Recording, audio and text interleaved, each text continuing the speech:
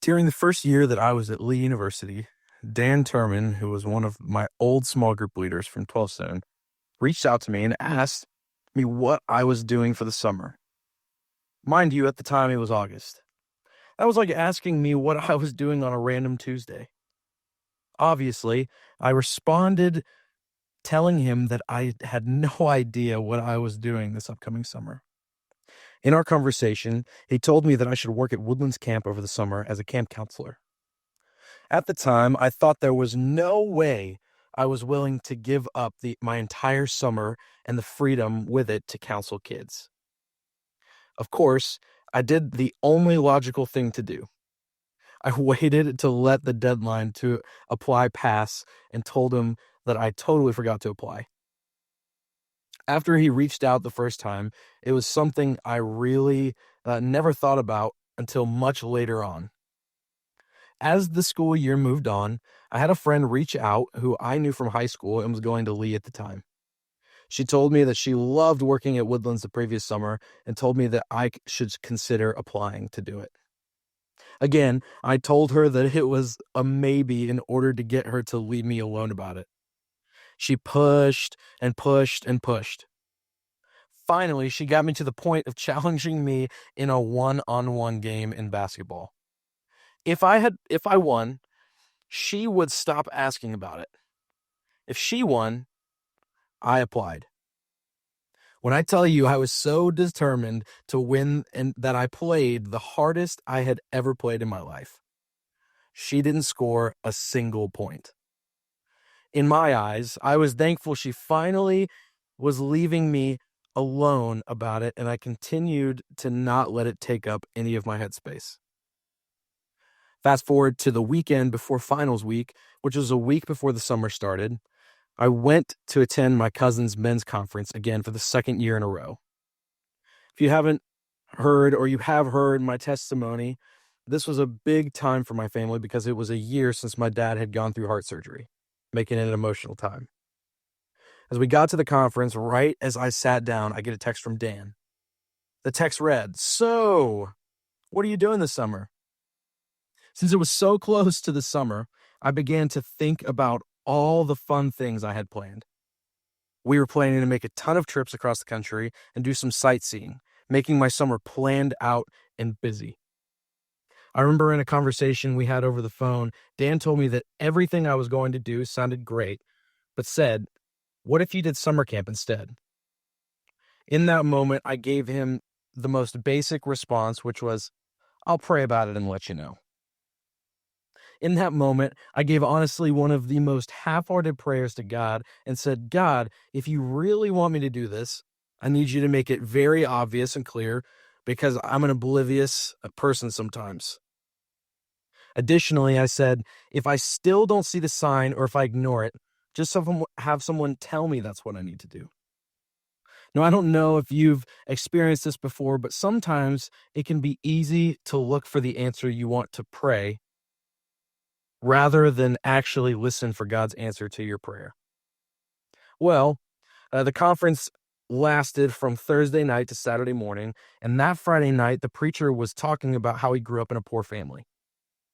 In his message, he talked about how he loved to spoil his kids now since he didn't have that luxury growing up. He gave himself the title, Yes, Dad.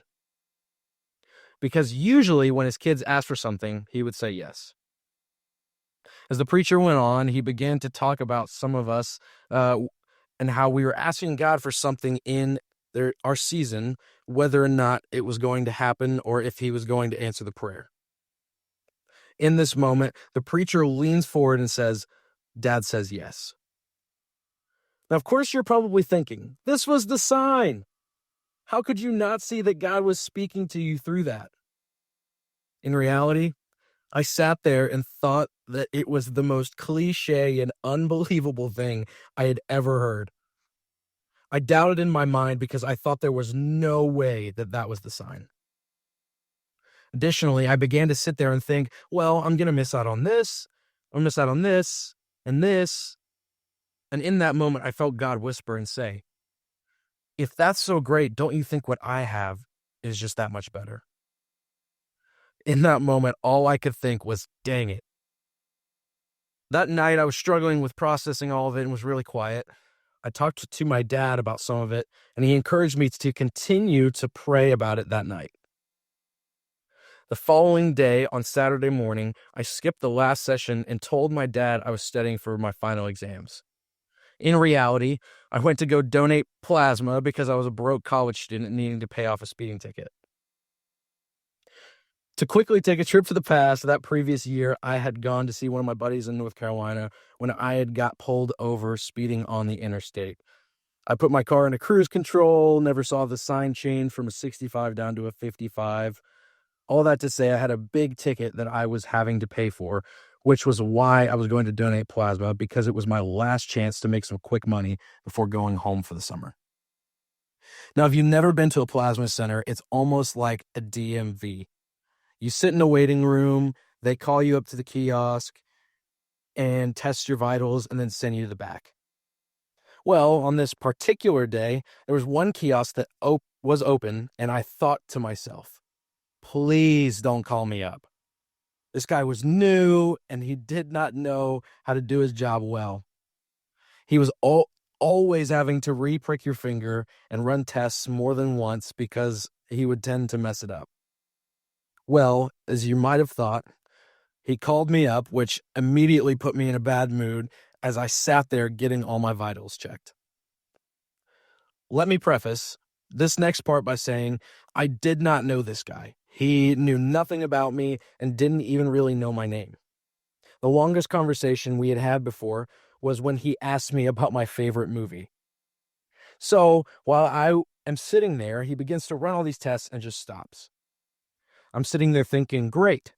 What did he do this time?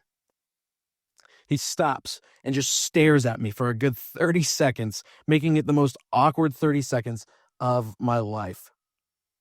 Then he says to me, this is going to sound really weird, but God wants me to tell you something. Obviously, a lot is going through my head in this moment, wondering what is going to come out of this dude's mouth. After he says this, he says to me, God wants me to tell you he's calling you into children's ministry. And just like how Samuel anointed David, you would anoint David's of the next generation. And just like what your name means, because Samuel means God has heard your prayer, and this is his answer. Man, what I tell you, I cried in this plasma center, which was already a sketchy place to be in. Plasma centers consisted of broke college students and incredibly poor people, making it a really weird place to cry in. In all honesty, I was terrified because it was such a big calling on my life and something I had to lean into and find the joy from. I also want to take a minute to talk about God's humor for a second as well. It is funny to me to think that God used somebody that I was frustrated with, did not like, and thought was unqualified to call me into kids ministry. If that doesn't show you God's sense of humor, I don't know what does. In that moment, I thought back to my half-hearted prayer, which was, God, if you really want me to do this, I need you to make it very obvious and clear. If I still don't see the sign, and if I ignore it, have someone tell me that's what I need to do. Following that moment, I immediately signed up for camp less than a week before it started, and that summer of camp honestly changed my life.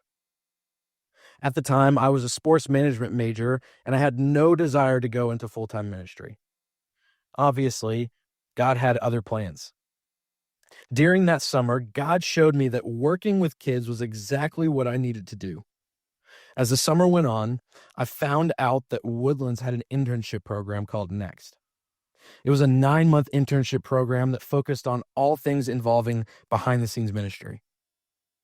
I thought that it would be a cool thing to do in the future, but I felt God press for me to do it now. So I applied super late enough to where all the contract spots were sent out. One person ended up declining, which opened up a spot and opened the door for me to do so. Those 9 months ended up being some of the hardest 9 months of my life, stretching and pushing everything within me involving my capacity, my faith, and how I learned to work with others. I fully believe that that season was something that I needed so that I could appreciate where I am now. During Next as well, through some issues involving school, I felt God tell me that he wanted me all in with kids ministry.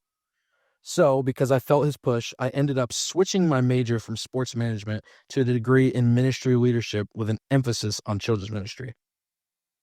Now, I'm blessed to be a kids ministry president at 12 Stone, which is the church that I first made my faith my own. God has led me right back to where I was all along. I tell this story as a way to show how God can take someone so ordinary and do something absolutely crazy. For God to speak that clearly into my life is a way of showing his faithfulness and just how powerful he is. Praise be to God that he is using me to do his kingdom work and that I now get to be just a small part of what he's doing.